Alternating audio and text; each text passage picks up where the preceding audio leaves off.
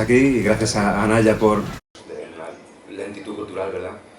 Fuimos lentos en adoptar eso y nos dio tiempo, siguiendo a Muelle, tuvimos la suerte de que estuvo Muelle inventándose su propia forma de graffiti súper loca, y ahí detrás estuvimos todos los flecheros imitándole, y surgió esta cultura única, autóctona, y tal, que casi no ha habido ninguna en el mundo. Bueno, eso es de las cosas que más contento estoy de haberla podido sacar a la luz en el libro, contarlo bien, un montón de historias divertidísimas, porque es una época divertidísima. Y luego ha habido que estudiar, repasar todo el arte urbano, los 90, que ya había alguna cosa, los 2000, que fue la época, ¿verdad? Resumiendo mucho, porque es un libro muy panorámico. Y luego también es todo, desde cosas de finales de 1800, que hasta ahí ha llegado la cosa, hasta ahora. De modo que en los últimos capítulos también pone en situación la evolución de lo que ha venido del arte urbano, de murales, exposiciones y tal. Bueno, de modo que es una guía histórica de Madrid, a la vez es una explicación de la evolución de estos fenómenos completa, que yo sepa es la primera vez que ocurre, sobre todo en un formato accesible, y de modo que, bueno, para todo el mundo, para que se entere de lo que ha pasado realmente, enfocado en Madrid, pero es en gran medida extrapolable a otros sitios, porque ya les digo que explica la evolución del fenómeno, que es una cosa, de estos fenómenos que son bastante internacionales, ¿verdad? Bueno, pues ese es el resumen del libro. Lo has contado muy bien. Gracias. Y bueno, hay muchos protagonistas en el libro, ha habido que resumir muchísimo, aparecen pocos nombres, porque la verdad para explicar fenómenos muchas veces no hacen tanta falta los nombres, de modo que he puesto los justos para que se entienda, y los que hay que mencionar por narices, porque sí han dejado una impronta especial, individual, ¿no? O han influido y tal, pero en general esto es una cosa que evoluciona en masa, ¿no? De modo que hay muchísimos protagonistas y yo he ido sacando algunas historias, la más bonita, la más divertida, la más representativa, y bueno, hay mucha gente que no aparece, perdón, y bueno, entre el variado elenco de gente que sale de muchas épocas distintas, tenemos aquí a una pareja y dos artistas que representan campos muy diversos del libro, ¿verdad?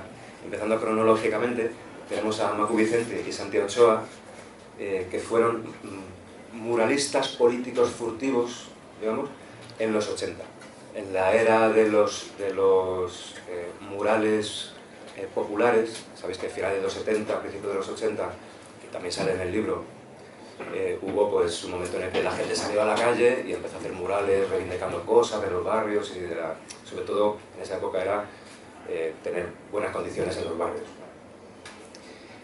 Y bueno, pues hubo una explosión, se pintaban murales, pero se pintaban murales en plan los vecinos juntos en un muro del barrio, y digamos que no de forma furtiva, ¿no? Y la novedad en el caso del trabajo de Macu y Santi fue que decidieron ir a pintar sus murales pequeños por el centro sin pedir permiso y a ver qué pasaba. Y bueno, hay que decir que en esa época había bastante flexibilidad. Si leéis en el libro o en su propio libro que sacaron, que está disponible en PDF, sobre todo su trabajo, veréis lo divertido que era y lo distinto a hoy en día, ¿no? La represión de ahora para estas cosas no existía, había bastante libertad, y bueno, podían hacer sus travesuras y sin que fuera más allá de alguna situación tensa alguna vez, ¿no? Entonces, lo más sorprendente de su trabajo era lo modernos que se ven hoy en día estos murales, que es alucinante. En su momento eran unas estéticas avanzadas, lógicamente, y ahora parecen hasta actuales. Y bueno, sobre todo quiero que ellos nos cuenten cosas. Tenemos a Vero, que en realidad es de la misma época. Vero es Dios, quizá os suena. Bueno, esto es la gran leyenda desconocida del graffiti madrileño, que nadie sabía quién era. Estoy vivo. Madre mía. Y era como, sí, es un no sé qué de no sé cuántos, que no sé qué, trolas que circularon, ¿verdad? Como tantas cosas que hemos intentado aclarar, algunas en el libro. Y esto como Josesa o el Pa, son los tres principales, yo creo, que nadie nunca conoció, ¿no? Y entonces corrieron noticias de todo tipo, versiones. Y bueno, gracias a internet y gracias a que hemos estado indagando mucho con el de Remebe aquí presente, que es el que más me ha ayudado con el libro, que es el gran historiador de los 80 de Madrid, pues dimos con Vero. ¡Qué maravilla! Pude contrastar con él cuando realmente trabajó, y efectivamente fue en 84-85, y fue antes de que se pusiera de moda firmar en Madrid. Es cuando se empezaba a ver a Muelle, realmente, por todo Madrid.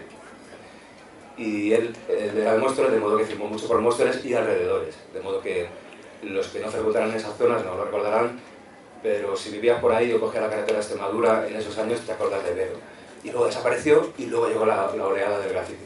Bueno, pues Vero resulta que era una persona muy normal, no era nada de esas leyendas. Aquí le tenemos. Bueno, Murphy de Desviados, esto ya es en la década de los 2000, ¿verdad? Es un escritor de graffiti y que ha hecho bastante trabajo de murales currados, ¿no? Pero furtivos, ¿no? Y bueno, os sonará la anécdota de aquel famoso retrato de Gallardón, un graffiti muy grande, irónico, ya que ponía Gallardón Loves Graffiti, salía Gallardón con unos sprays allí, ¿no? Y el Gallardón se enfadó tanto que, bueno, cuando salió en la prensa el asunto, el Gallardón mandó inmediatamente a unas excavadoras a tirar el muro, porque era un muro que estaba así suelto solo. Entonces ves un vídeo en el que ves la pala intentando tirar el muro y no puede. Y al final lo soterraron, porque era un ¿cómo se dice? Una escombrera. Eso. Bueno, y todo apareció en la prensa, ¿no? Para gran escarnio de Gallardón. Y luego encima, al cabo de un año, Gallardón fue una entrega de premios de artistas madrileños, ¿verdad? Un premio de artistas de Madrid que tenía una categoría de graffiti. Y le dieron el premio a Asier, el socio de Murphy en Desviados. Entonces fue un momento muy, muy gracioso. Asier apareció con una camiseta que decía "No soy una falsa expresión artística", en alusión a una declaración de Ana Botella quejándose del mural de Gallardón. Y entonces el Gallardón vio eso, no entendió muy bien, le dio su premio, le dio su palmadita, y luego narraba el periodista que luego vio a Gallardón como le daban la noticia y torcía el gesto. No sé si lo adornó la historia, pero bueno. El caso es que, bueno, 3 momentazos relativamente desconocidos de la historia de Madrid y un privilegio. ¿Queréis hablar? ¿Contar alguna cosa? ¿Qué soy yo? Hola, buenas tardes. Pues, a ver, nosotros empezamos a principios de los 80 a hacer murales. Javier ha contado un resumen perfecto. La característica es, eran por la cara, no pedíamos permiso, eran murales muy grandes que terminábamos en un día. Los planteábamos los dos solos. Lo que pasa que, aparte de hacerlos nosotros solos, siempre estábamos implicados con algún colectivo, alguien que le comentábamos que lo íbamos a hacer, y siempre aparecía inesperadamente gente o gente de la calle que se apuntaba a hacerlos. Tenía de novedoso, que también lo ha dicho Javier, es que creo que las imágenes que cogíamos no era una imagen habitual, era imagen de cómic, de foto quemada de prensa que empezaba a ver en aquel momento, los fanzines que había en aquel momento. Cogíamos imágenes como no habituales y con los eslóganes muy cortos, no era nada un eslogan panfletario de lo que fuera, siempre eran reivindicativos. En esa primera época siempre era mural político, mural reivindicativo, en apoyo de algo, o bien por nuestra cuenta o apoyados por alguien. En realidad creo que lo que nos pasó también fue que estábamos en el momento oportuno, en el sitio oportuno, porque había una vitalidad social extraordinaria. O sea, era el movimiento antimilitarista, objeción de conciencia, era el referéndum anti-OTAN, el movimiento punky en alza, la música, el rock, lo que en el norte llamaron rock radical vasco, aquí yo lo diría rock, era como la música antirrepresiva, porque todas las letras eran música antirrepresiva. Gente muy joven en todos esos ámbitos, haciendo gente de forma particular lo que le gustaba hacer y lo que podía hacer porque se le permitía. Fue el auge de las ocupaciones, el auge de los fanzines. Había fanzines por todo el estado, de todo tipo, los fanzines, de música, de cosas sociales, y era una forma perfecta de interrelacionarse la gente, porque te escribías, te mandaban el fanzine y era perfecto. Y luego otra forma eran las radios libres. Las radios libres crecieron como setas. O sea, había radios libres de todo, desde asociaciones de vecinos, partidos políticos, grupo de amigos, Barrio Vallecas, o sea, en todas partes había radios libres, como lo que era una forma de difusión y de cohesión, que te sentías, aunque tú estabas haciendo una cosa, formabas parte de un colectivo que se estaba moviendo. Y yo creo que eso fue una suerte que tuvimos. Los murales que hicimos en esa época siempre tenían un objetivo, no era algo de hacerlo porque sí, de pintar por dar la cara a ver si nos atrevemos a pintar eso, no, era con un objetivo concreto. Por ejemplo, una de las cosas que se consiguió a través de los fanzines fue lo que nos dio luego el salto a cambiar. Una vez que la movida política se asentó un poco, empezamos a hacer murales, lo que ya traíamos nosotros, que era con dibujo de cómic, pues fue a través de un fanzine. Nos relacionamos en el año 85 con Mauro Entrialgo en Vitoria, y a través de él entramos en contacto con todos los dibujantes de Vitoria y empezamos a hacer murales con dibujos con sus dibujos, además incluso cosas traídas por ellos mismos. Entonces fue algo que partió de lo que era el movimiento, ese movimiento social tan fuerte que hubo en los 80. Pero bueno, para inicio dejo siguiente. Muchas gracias. Se oye bien así, ¿no? Bueno, sobre los murales ya ha contado la compañera lo que hay que contar, digamos, ¿no?, de la labor que hemos hecho con estos murales. Voy a contar un poco lo accesorio o lo complementario a los murales, puesto que de arte gráfico, de arte popular en la calle, es el motivo principal de esta charla. A ver, yo vengo de una asociación de vecinos del Paseo de Extremadura. Estuve muchos años al principio de la transición, antes de la transición, y venía un poco quemado. Costaba más tiempo y más energías, y se gastaba más tiempo y energías en conseguir algo discutiendo con la gente en las asambleas, que luego en la propia labor de hacer el trabajo que se estaba planteando.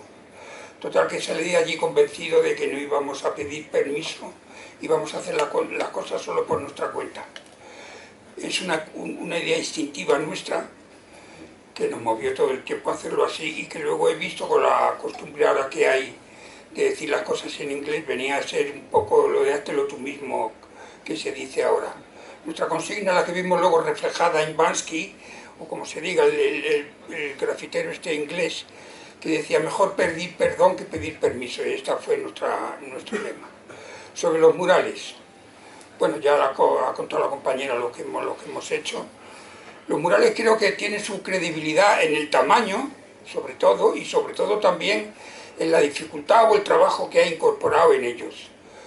Un dibujo muy minucioso, muy grande, con mucho detalle, siempre a la gente le inspira mayor credibilidad. Y bueno, una prolongación de los murales, en cierto modo, de arte popular en la calle, son los grafitis, que siempre toda la vida se han llamado pintadas, aunque tiene una variante un poco más específica, y eso no lo hemos trabajado nosotros, pero bueno, estoy haciendo un repaso de las cosas que hay de arte popular. Los grafitis nosotros los conocimos como cualquier otro por la calle. Yo me quedé espantado, me llamó muchísimo la atención el vandalismo tan extremo que había en Leganés, Alcorcón, Móstoles, al final de los años 80, que no se respetaba ni un centímetro cuadrado del centro de esas ciudades. Era algo increíble, que yo luego ya sí fue aminorando y ajustándose más. Bueno, pues estos digamos que son los dos, son hermanos, digamos, los murales y los grafitis. Otra prolongación de cosas que hemos hecho que nos han dado muchos resultados son pancartas. No pancartas de texto, de manifestaciones, sino pancartas artísticas.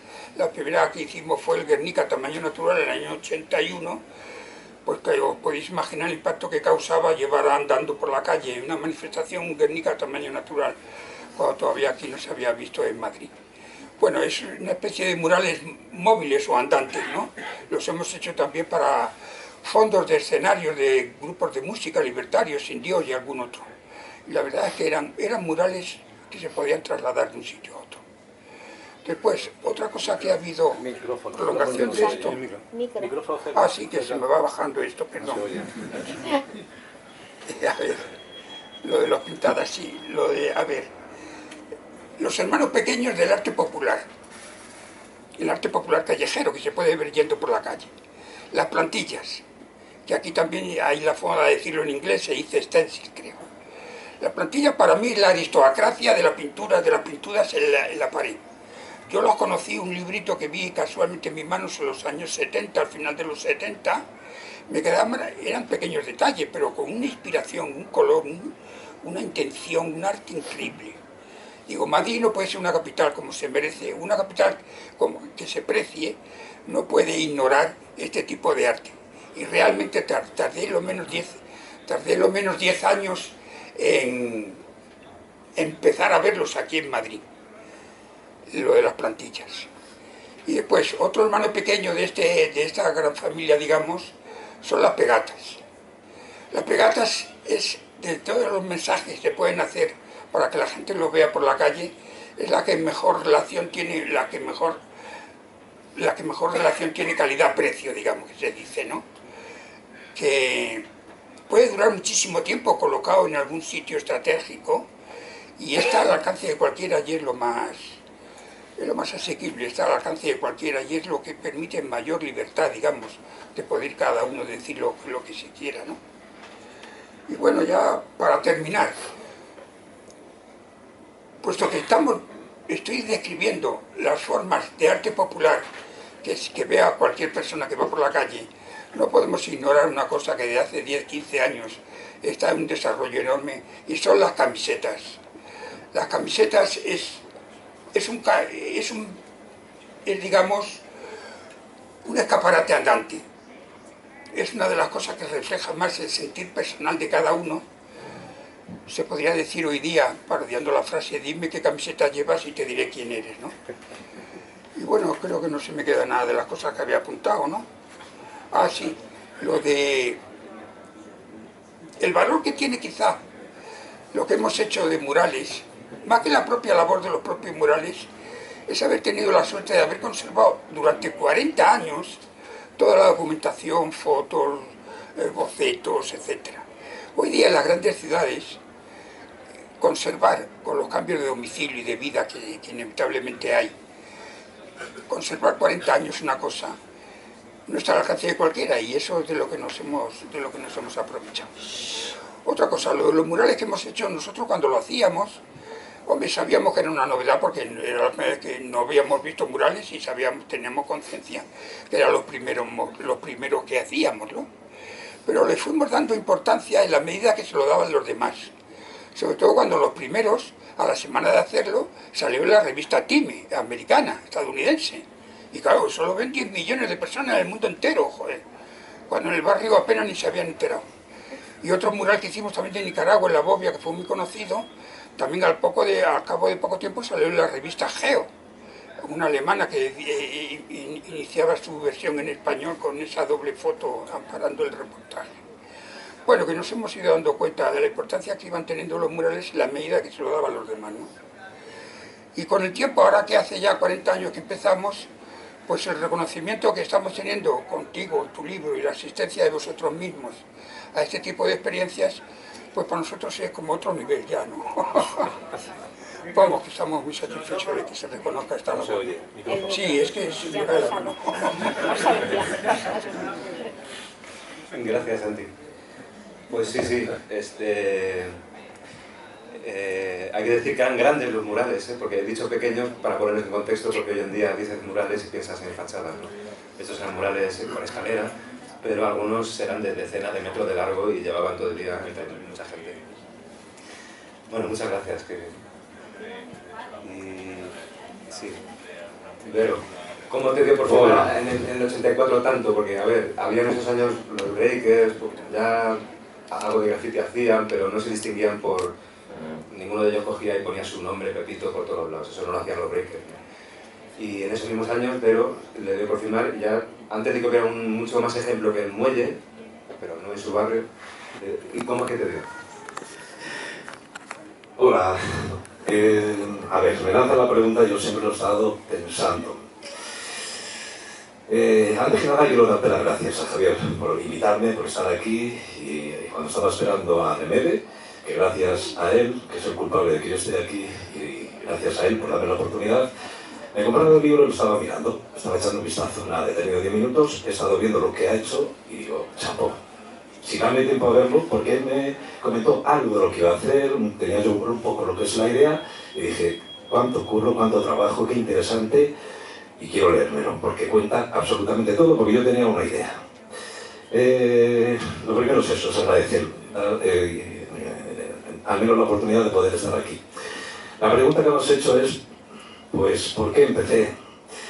Yo tengo 55 años, casi 56, han pasado desde que empecé a hablar con el MEDE, empecé a mirar por internet, empecé a pensar y a recordar todo lo que hice. Claro, son muchas lagunas, te falta la memoria y muchas veces piensas y dices, ¿y eso por qué lo hacía? Claro, no es lo mismo un pleno adolescente con una idea loca, disparatada, o que eres el raro, o que tienes inquietudes, o que tienes una necesidad de decir, pues me gusta y quiero empezar. Y empecé primero en el barrio, cuando con los amigos, 13, 14 años, yo quería, en ese momento, con las pintadas políticas. Era yo el loco que decía, no a los juguetes bélicos, no a lo que es la OTAN, pero con la tiza y tal, empezaba. Y entonces se iniciaba lo que es ese ciclo,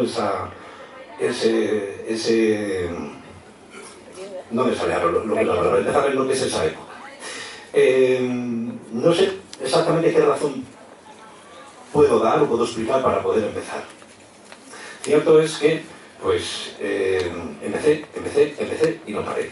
Pero no era consciente en este caso de lo que yo estaba haciendo, es decir, y de hecho, ahora, hoy, es la primera vez públicamente que hablo en nombre de Veros Dios. Por lo tanto, para mí es muy emocionante, es muy emotivo porque es como que uno viaja al pasado. Es decir, yo me crié en un barrio obrero, familia humilde, pocos recursos, con muchas ilusiones, no tenía nada, mi madre viuda tenía que sacar al hijo adelante. Y yo no tenía nada, no tenía coche, era otra época, no existía internet, ella hablaba en esa época de los fanzines, de las radios libres, efectivamente. No había tanta información ni medios ni internet como ahora, era otra manera de informarse, era otra época, con otras limitaciones. Él hablaba de lo que es la fotografía y yo ahora me arrepiento, después de lo que he visto, no tenía móviles, no tenía cámara de fotos, entonces para mí lo que estaba haciendo era como una travesura, como un loco que tiene una idea y dice, bueno, pues quiero empezar a escribir mi firma, mi nombre, sin saber exactamente por qué. Empecé con el nombre de Vero y después de unos meses, cuando ya pateaba las calles y ya empecé a escuchar, porque lo importante, sobre todo a los escritores, cuando hacemos algo siempre te gusta ver al día siguiente la reacción de la gente. Y yo pues empezaba pues sobre todo por la noche mágica que he comentado con René, y al día siguiente yo buscaba la reacción o pues me paraba en las calles o en las esquinas donde había puesto una firma para ver qué pensaba la gente. Y había un momento que decía la gente, joder, es como Dios, en todas partes, otra vez Aguiveros, es la hostia. Y dije, hostia, pues es verdad, ¿y por qué no? En ese momento uno es adolescente y quiere ser más de lo que uno es, menos Dios. Y luego pues surge lo que es la leyenda, a partir de ahí pues claro, como nadie sabe, especula. Cuando René me habla, me comenta, empiezo a mirar por internet y dije, no lo puedo creer. Me dice, sí, eres una leyenda. ¿Qué me estás diciendo? Sí, bueno, empecé a mirar y se hablaba de todo, que si era una banda de punky, Mata en su entrevista que le hicieron, que quiero conocer en persona también, es de Móstoles, mi barrio, donde estuvimos en Cerro Prieto, decía, sí, ese es un drogadicto. Que le mataron, por eso te he dicho, joder, me han matado. Es decir, todo esto ha sido casi hace un año. Yo antes estaba en mi mundo y totalmente desaparecido. Y todo creo que fue la culpa de haber visto en las redes sociales una foto de la exposición. Todo empezó en el 85. O sea, sabéis que las redes sociales se lanzan una cosa con otra en Instagram y de repente veo y digo, anda, y veo, y a partir de allá empieza pues todo, ¿no? Y decir, si estoy aquí, no me lo planteaba, pero fue por las conversaciones de uno con otro. ¿Hago una pausa? El caso es, bueno, pues agradecido por estar aquí, han pasado muchos años, uno lo ve con cierta nostalgia, a veces me atrevo otra vez a volver a Móstoles, cuando paso con el coche y veo las calles, siempre pienso, pues en esta pared, en este sitio, me gustaría volver a hacer, no un graffiti pequeño, sino uno más grande, con spray. Es decir, son otros tiempos. Hoy en día, claro, la pena es no haber tenido la cámara de fotos para tener ese recuerdo tan importante que ahora pues se valora mucho, lo visual, el audiovisual. He hablado con alguno de vosotros, que tengo una foto, digo, por favor, enviármela. Lo que quiero ahora es recuperar. Lamentablemente, como yo tuve una época y lo dejé, pues se ha ido borrando. Hay algunas pintadas que existen y bueno, pues por lo menos es algo que quiero tener. Hago una pausa, porque en la cabeza tengo muchas cosas y luego podría contarlas. Gracias. Gracias, Vero. Coge mi emoción. Bueno, muchas gracias, Vero. Joder. Murphy, tío, ¿qué pasó con lo del Gallardón? Madre mía, porque esto de la represión de graffiti en Madrid, qué locura, ¿no? Bueno, primero buenas tardes a todos. Después de lo de Gallardón decidí no hacer ni entrevistas, ni venir a estas cosas, ni nada, porque acabé saturadísimo De que te preguntaran de los medios, de un poco de la historia y demás. Sí que es verdad, Javi, como a ti te conozco y eso, pues he decidido, pues bueno, pues venir y contaros un poquito y todas estas cosas, pero acabé, la verdad, realmente harto, porque los medios son, cuando estás en un momento, en ese momento de la noticia, pues estaban calentándonos y demás. Asier lo llevaba un poquito mejor esto, éramos dos, era un compañero mío, Asier y yo, y nada, la verdad que es un poco intenso. Lo que pasó fue, nosotros también, dentro de nuestras limitaciones, hemos hecho mural político también, ¿vale? Entonces, ¿qué pasó? Nosotros nos quejábamos un poco de las multas que había desproporcionadas cuando entregó Gallardón en la Comunidad de Madrid y subió las multas por pintar grafitis, las subió una barbaridad. Entonces, pues bueno, nosotros pintamos a Gallardón como solemos hacer, nos gusta hacer mucha ilustración, mucho dibujo, y entonces le pintamos con 2 sprays. ¿Qué pasa? Que lo pintamos en una carretera, que en esa carretera es la carretera de Alcobendas y pasa mucha gente. Al lado estaba Telecinco, bueno, al final, ¿qué pasó? Un periodista, ese periodista del Mundo, llegó, lo vio y sacó la noticia. A partir de ahí fue una cascada de gente, todo el mundo preguntando. No sé cómo se filtraron nuestros teléfonos, es una cosa muy curiosa, pero al final se enteraron, empezaron a hablar con nosotros, nosotros cedimos, lógicamente, y dijimos, venga, vamos a aprovechar la ola y venga, para adelante, ¿sabes? Y nada, y entonces Gallardón se enfadó muchísimo, mandó tirar el muro con unas excavadoras, pero claro, el muro era enorme, o sea, era un muro de contención donde se hacían cemento, había un montón de escombros, entonces intentaron tirar el muro. Como no tiraron el muro, lo pintaron de gris. Pero ¿qué le pasó? Que estaban pintando, es que te lo juro, es como un poco loco, ¿sabes? Lo pintaban de gris y pintaban de gris tan mal que se veía transparente. Entonces el muro se seguía viendo. Y decía, no sé, pues darle 2 capas. Nosotros mientras estábamos allí. Todo un poco rocambolesco, ¿vale? Nosotros estábamos allí. Entonces de repente vienen unas excavadoras y entonces, como no podían tirar el muro, enterraron el muro. O sea, cogieron tierra, trajeron tierra, la pusieron por encima, enterraron el muro y supuestamente ahí acabó un poco la historia, pero fue bastante graciosa. Y no sé. Luego tuvo una continuación, ¿vale? Pero lo dejo aquí por ahora. Sí, hubo continuación porque hicieron un segundo mural con otros retratos de otros políticos, y hubo más medios. Y ya aprovechamos el tirón, ya que estábamos ahí, pues dijimos, pues ya estamos, ya tenemos a la prensa, ya está todo, pues vamos a aprovecharla, ¿sabes? Entonces, pues intentamos aprovechar ese tirón. Entonces, pues lo que pasa es que yo no sabía que iba a ser tan pesado y que iba a ser tan costoso. Bueno, pero fue muy divertido para todos. Bueno, no he prometido que no tardaríamos mucho más que esos 40 minutos, y sobre todo porque está también la cosa de que preguntéis vosotros y vosotras lo que queráis. ¿Puedo decir una cosilla que se me ha quedado? Cuando lo hacíamos, empezamos los murales, Muelle ya lo conocíamos, de verlo por el barrio, además vivíamos en una zona próxima. Y siempre le tuvimos cierto crédito, vamos, le respetamos. Cuando hicimos varios murales que hicimos en el centro, lo primero que hubo de forma de pintar algo después era la pintada de Muelle. Y se la respetamos a él y al Rata, que era otro grafitero contemporáneo, se lo respetamos. A los demás no, porque eran un vandalismo puro y duro, vamos.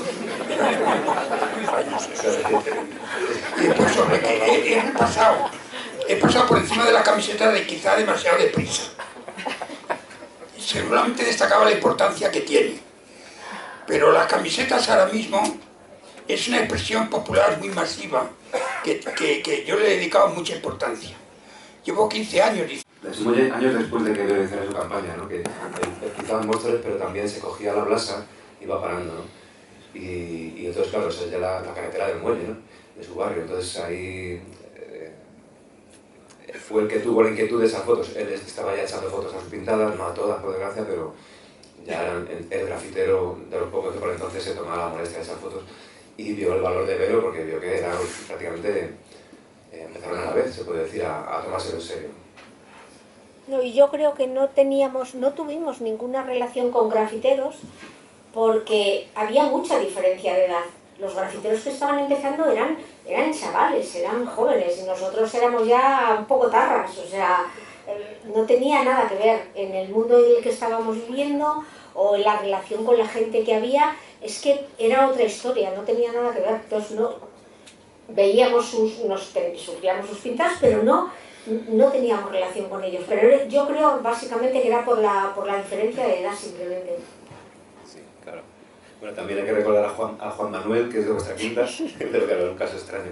Está aquí el grafitero anterior a Muelle, realmente, no se habla mucho de él, pero hablé con él para el libro, pero por desgracia ya no se acordaba y no sabía decir cuándo empezó a pintar, pero estuvimos contrastando, intentando localizar, pues, ¿habían sido ya las Olimpiadas de no sé qué? Ah, sí, me acuerdo que sí, porque viajé a Barcelona. Y sabemos que fue pues allá por el 81 o así, una locura. Y no se sabe por qué empezó, porque no se acuerda. ¿Alguna otra pregunta? Y pasamos a la firma. Sí, el doctor Hoffman ha colaborado un montón. No ha venido porque no vive aquí, una pena. Pero vamos, ha sido maravilloso hablar con él para el libro, porque es también otra figura olvidada, ¿no? El doctor Hoffman fue el que hacía las plantillas y también de estos face traps, de estos papeles recortados con una cara, no sé qué, grandes. Y él empezó, bueno, a la vez que Banksy, otra locura, ¿no? El tío tenía las mismas referencias, ¿no? Y tal. Y empezó pues en el 99, 2000 a hacer sus plantillas por Madrid, que vivía en Madrid. ¿Y qué pasa? Que fue muy activo en el momento cuando esto, pues todavía casi nadie sabía acerca del arte urbano, no era popular todavía, ¿no? Y lo dejó, pues se fue de Madrid y tal, pues en 2004 o así, que es cuando empezaba a ponerse de moda la cosa, ¿no? Entonces quedó olvidado ahí. Y no participó, claro, en toda la comercialización que ha venido después, y las exposiciones murales, que es donde más se ha visto destacar ciertos nombres, ¿no? Y entonces, pues nada, olvidadísimo completamente. Y por eso hemos podido reivindicarle con el libro, he podido hablar un montón con él, localizar bien en el tiempo, su trabajo, lo que ha habido que hacer con todo, y sacar unas fotos muy valiosas que el tío le costó un montón escanearlas, le estamos muy agradecidos. Ha gustado. Luego siguió un poco en Barcelona, ¿no? Sí, siguió unos años en Barcelona y todavía hace sus cosas, hace graffiti. Sí, ahora vive en su capital de Castilla, pero sigue pintando. Y que la historia se ha escrito siempre a golpe de violencia y de paredones, de fusilamiento. Entonces, que escriba una historia contemporánea a base de paredes, pues es una alegría, ¿no? Sí, como decía el Steve, algo así como en la pared aparece la pintada y es como una puerta, no sé cómo lo decía exactamente, pero algo así, ¿verdad? Sí, porque traer una estación a cualquier ciudad, empezar a ver grafitis, ¿no? Pues son como plantas trepadoras, es imposible. Se borran, aparecen otras, ¿no? Como quitar las hojas en otoño, ¿no? Poner frutas al campo. Pero bueno, se puede. Es imposible. Lo que pasa es que la ciudad no es el campo y al final lo acaban quitando porque el control pues, es cada vez mayor y cada vez más fácil. Sí, pero la alegría de las autopistas, de las entradas, las estaciones, Desde luego que sí, si no es un ensayo. Bueno, pues una última pregunta, sí. Yo solo quería preguntar una cosa, porque he visto que hay aquí mucha variedad de público, de edades. Entonces me gustaría lanzar una pregunta general. ¿Qué opinan los chavales, sobre todo jóvenes, cuando ven una firma, solo un taqueo, una firma como lo hemos llamado siempre, sí, y tienen como la mentalidad de que la firma no vale nada? Ya sabes el tema de que os estoy hablando, sí, que prácticamente las firmas no se respetan hoy en día. Sí, bueno, hay de todo, claro. Yo personalmente me gustan mucho las firmas, es la parte que más me gusta del graffiti y estamos luchando por Europa, por ahora, para reivindicarlo. Hemos montado un congreso que se llama Tag Conference, que es un congreso internacional que ocurre por toda Europa pues desde hace ya, desde 2017. Y bueno, lo hemos hecho hasta en Nueva York, vamos, en museos, en universidades, y solo hablamos de firmas. Se trata de... ¿Salvo aquí en Madrid? Se trata de donde la gente quiera y haya dinerete. Ahora que ya con el libro A ver si sí. y con la repercusión. Estamos en ello. Bueno, pues muchas gracias por venir. Sí, la última ya. ¿El mural de Gallardón sigue tapado? A ver, si vas con una pala, no puedes ver, ¿vale? Porque te digo el punto exacto que no está. Y de hecho, voy a decir una cosa, trabajo muy cerquita de ese muro. Que ha sido el destino, no ha contado con el muro, ¿vale? Pero que si vas con una pala lo puedes ver. Pero igual en el futuro hay una instalación ahí. Ya viendo esto nunca se sabe, porque mira, no, va apareciendo gente. Bueno, muchas gracias por venir y sí, gracias.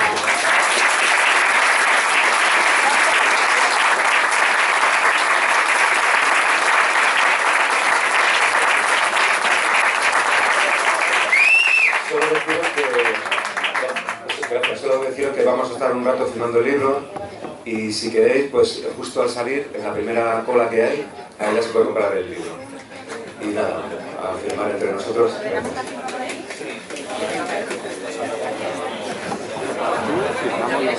Yo voy a firmar en plan que la cola y luego la gente...